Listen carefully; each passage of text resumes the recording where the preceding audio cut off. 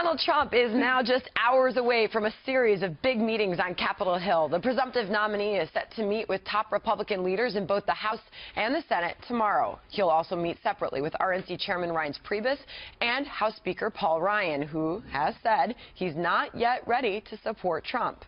But ahead of those meetings, House Republicans met with their weekly conference, and for the first time since Trump became their party's likely nominee.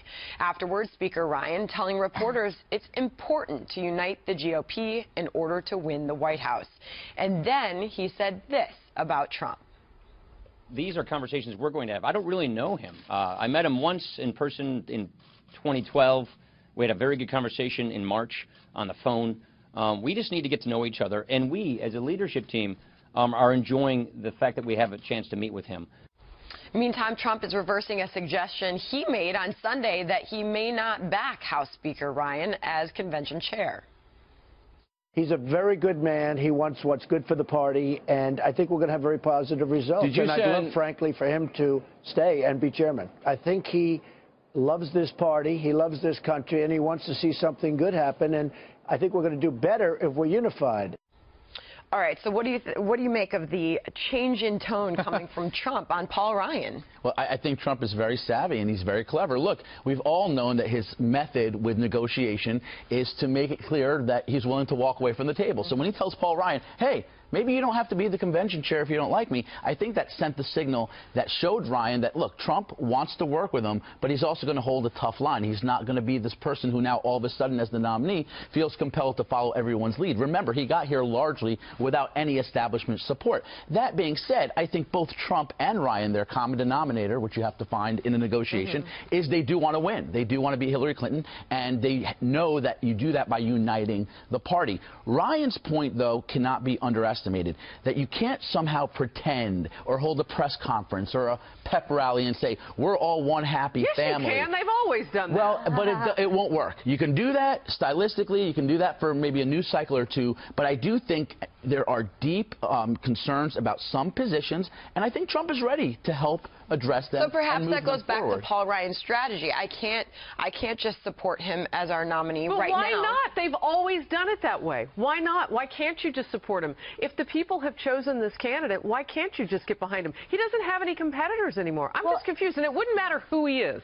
Right? It has never mattered until now. So, Tony, what's different? Look, well, Trump is different. I mean, he's come clearly from way outside any of the normal kind of establishment of the Republican Party. And by establishment, I don't just mean the ruling class. I mean, he's not a bona fide long-term conservative with a record of fighting for certain things that the Republican Party since Reagan has identified as important. Taxes, obviously foreign policy and stuff. Here's the difference, though. I think Trump basically understands that he has the upper hand here, and I think he's smartly beginning to play it. But while he has the upper hand, and he also has the burden, and that's where I think we're going to have to watch him now till the convention to see what he does. It sounds reasonable, Speaker Ryan saying, you know what, I don't know him very well. I need to get to know him better. Yeah. You have made it very clear your reservations about Donald Trump, and Paul Ryan has said the same. I need to know him better. Do you think if Paul Ryan gets on board, do you think it's possible Meghan McCain could? Well, I think if I trust Paul Ryan implicitly, and I was very grateful that he was giving people like me cover that still have reticence about Donald Trump. Let me give you an example, Harris Faulkner, because you're asking why now. I love it when she uses my last name. Harris Faulkner, yes. I don't know why I just said I know you personally, but anyway. Ms. Jackson, if you're Ms. Faulkner.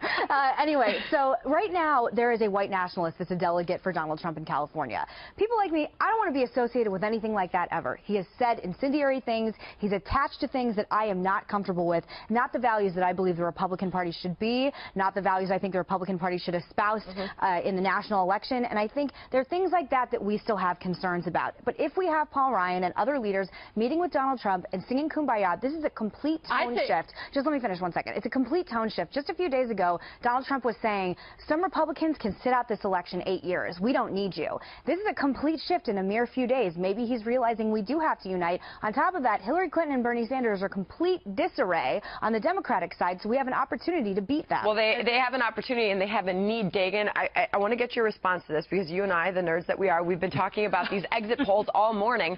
And this one was really interesting. This is coming out of Nebraska and West Virginia, where GOP voters feel betrayed by the Republican Party and angry with the federal government. In Nebraska, 63% of Republican voters. West Virginia, 49%. Doesn't this just define this campaign, this election? It gives Donald Trump an excuse for not quickly kissing the ring, if you will, and making amends with Paul Ryan, because Paul Ryan started it last week when he seemed genuinely shocked that Donald Trump was the presumptive nominee, quite frankly. I think he was. And there was a little bit of that, because when he said, I don't really know him that well, that was today. He didn't have that more genuine response last week, which I didn't think was authentic for Paul Ryan. He said, I'm not there yet. Right, I'm not there yet. Second thing, though, as a voracious consumer of reality television shows, I think you never put down drama, and I think you never want to like mend a fissure, or you never want to like get over a dust up too quickly, because then people lose interest.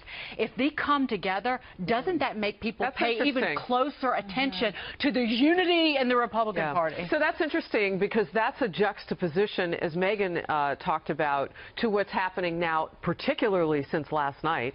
What's happening on the other side of the aisle. I mean, Bernie Sanders taking West Virginia, Bernie Sanders taking the news cycle, if you will, today, with some of the strides that he's picked up. It is a juxtaposition to that. And again, who would ever have thought that Republicans, based on 17 in the beginning competing, would be getting it together a little bit faster, maybe even a whole lot, before the Democrats? It gives them wind at their sails. It gives them a positive message. And maybe it is this dramatic dance. I'm a fan of dancing, and I'm with you on the reality. But that's why the leadership cannot squander this opportunity to try to build a constructive relationship. I don't think so. You have Senator Corker, very well-respected member of the Senate, who's come out, Senator Cornyn, all saying, look, Donald Trump's our nominee. We have to learn how to work with him. I think Paul Ryan, you're absolutely right, Dagen, initially came out, and it was this kind of awkward, I'm not there yet, I'm marinating on it. It sounded kind of small ball for such an intellectual heavyweight like Paul Ryan, who, to your point, Megan, has all of this credibility with the conservative movement. Why they need to get together. Is going to be very important. Giving people cover. He's giving politicians cover